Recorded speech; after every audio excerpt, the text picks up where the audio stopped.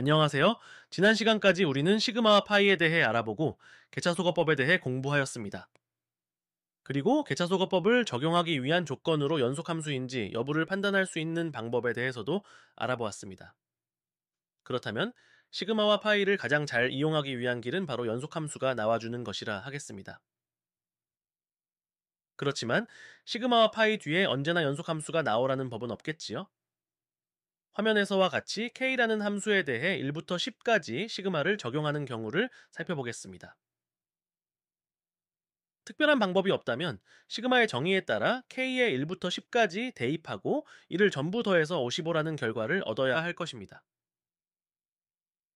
그렇다면 시그마와 파이 안에 연속함수가 나오지 않는다면 앞에서 배운 개차소거법은 무용지물이 될까요? 그렇지 않습니다. 시그마와 파이 안의 함수가 연속함수가 아닌 경우에는 연속함수 형태로 분리하거나 변형해 준 후에 개차소거법을 적용하는 방법이 있습니다. 이제부터는 그 방법을 알아보려 합니다. 우선 이번 시간에는 먼저 정수함수를 연속함수 형태로 변형시키는 방법을 알아보도록 하겠습니다. 앞에서 살펴본 k라는 함수를 우선 연속함수 형태로 변형시켜 보겠습니다. 정수 형태의 함수는 자기 자신은 통째로 놔두고 앞뒤로 연속함수 꼴이 되는 한 항씩을 곱셈으로 늘려 두 개의 함수를 만듭니다. 그리고 이렇게 만들어진 두 개의 함수를 가지고 큰 함수에서 작은 함수를 빼기로 연결하면 연속함수를 만들 수 있습니다.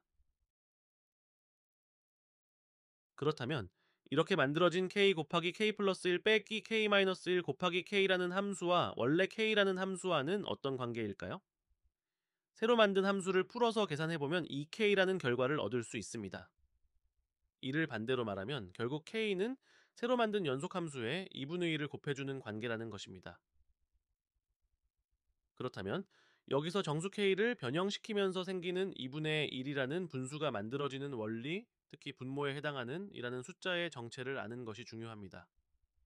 즉, 우리가 정수 k를 연속함수 형태로 변형한 후 앞에 곱해줘야 하는 분수의 분모에 해당하는 값을 어떻게 찾아내는가 하는 것이 숙제일 겁니다. 그 분모의 숫자는 바로 세로 늘리는 두 개 항을 놓고 큰 항에서 작은 항을 빼주면 구해지는 숫자입니다.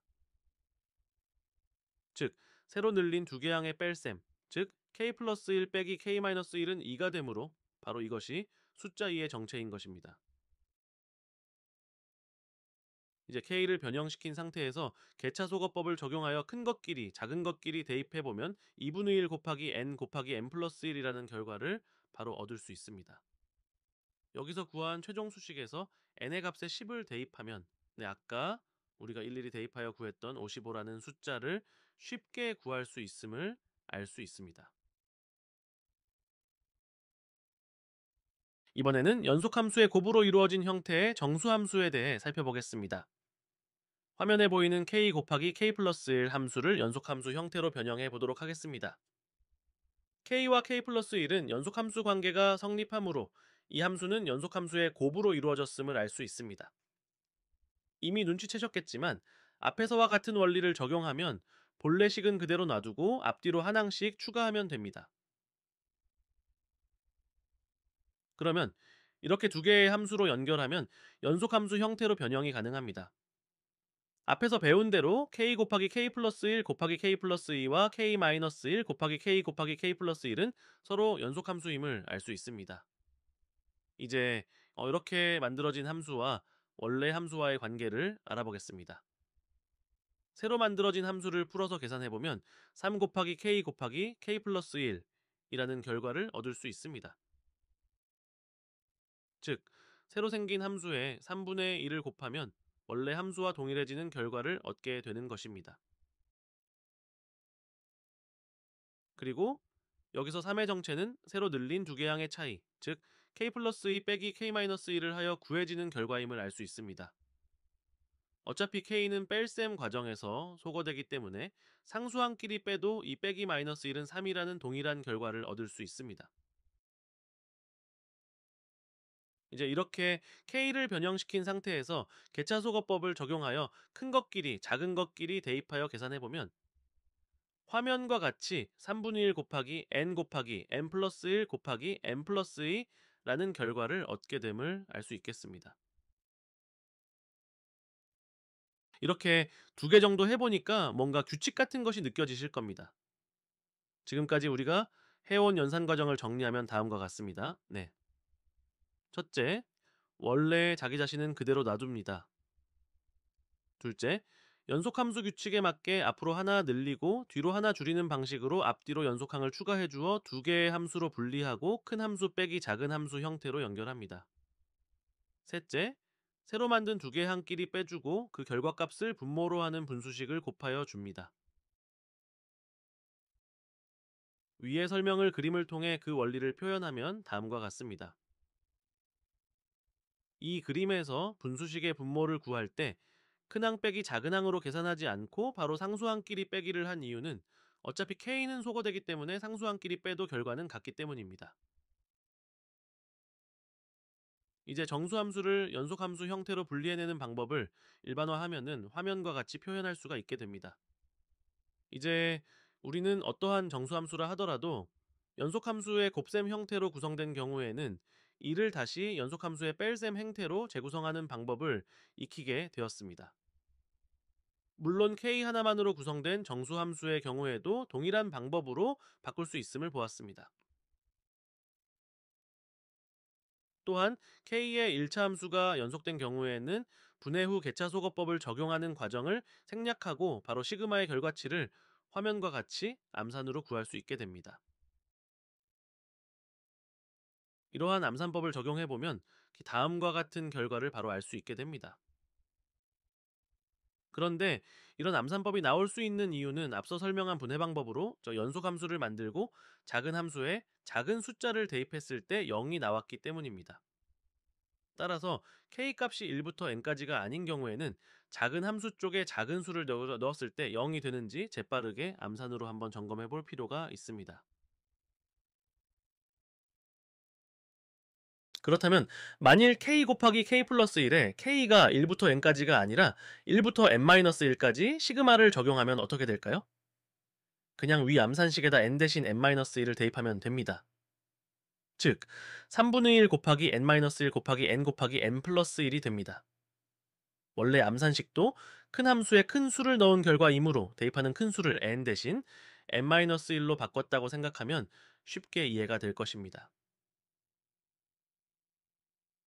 이번에는 k 곱하기 k 플러스 1에 k가 1부터 n까지가 아니라 2부터 n까지 변하는 경우에는 어떻게 될까요?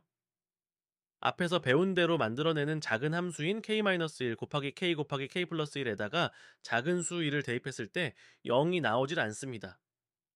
암산으로 해도 금방 알아낼 수 있습니다. 이때에는 암산식을 쓰지 못합니다. 원칙대로 함수를 분리한 후 개차소거법을 적용해야 합니다. 그렇다 하더라도 개차소거법을 적용하여 계산하는 시간과 그리 큰 차이가 나지는 않을 것입니다. 개차소거법을 적용하면 화면과 같은 결과를 바로 얻을 수 있습니다. 그렇다면 k-1 곱하기 k라는 함수에 k를 2부터 n까지 적용하면 그 결과는 어떻게 될까요? 이 함수에서 만들어질 작은 함수 k-2 곱하기 k-1 곱하기 k에 2를 넣어보면 0이 나온다는 것을 금방 알 수 있습니다. 그렇다면 암산식을 바로 쓸 수 있는데 시작이 k가 아닌 k-1부터 2이므로 암산식 결과를 한 단계씩 내려주면 됩니다. 따라서 3분의 1 곱하기 n-1 곱하기 n 곱하기 n 플러스 1이라는 결과를 바로 얻을 수 있습니다. 사실 암산식을 외우는 것보다 큰 함수를 만들어 큰 수를 대입한 이후에 분수식만 앞에다 붙여준다라고 이해하는 것이 훨씬 좋은 방법이라고 하겠습니다. 확실히 감을 잡기 위해서 연습 문제 몇 개 풀어보도록 하겠습니다. 첫 번째 문제입니다. 우선 두 개 함수 ek-1과 ek 플러스 1은 연속함수 관계가 성립하므로 연속함수의 곱으로 연결되어 있음을 확인할 수 있습니다. 그러면 앞에서 배운 규칙에 따라 큰 함수 빼기 작은 함수 형태로 변환할 수 있고 새로 생긴 항들끼리의 차이는 3 빼기 마이너스 3은 6이 됨을 알 수 있습니다. 이제 시그마를 적용하고 개차소거법을 이용하여 큰 함수의 큰 수, 작은 함수에 작은 수를 대입하면 최종적으로 화면과 같은 결과를 얻게 됩니다.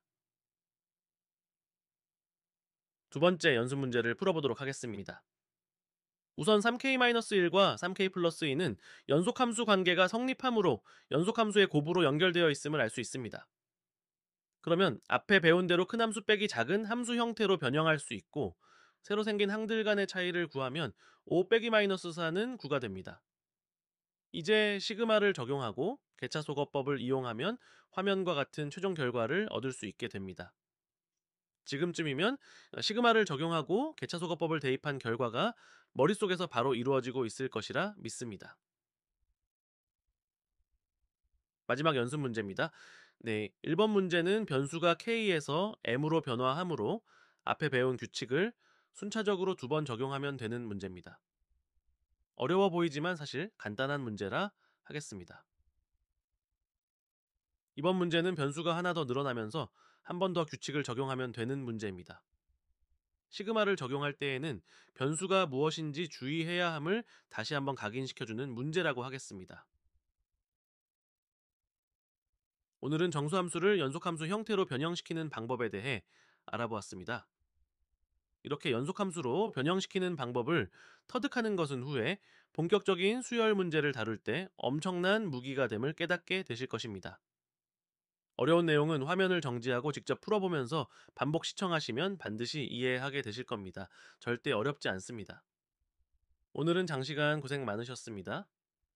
감사합니다.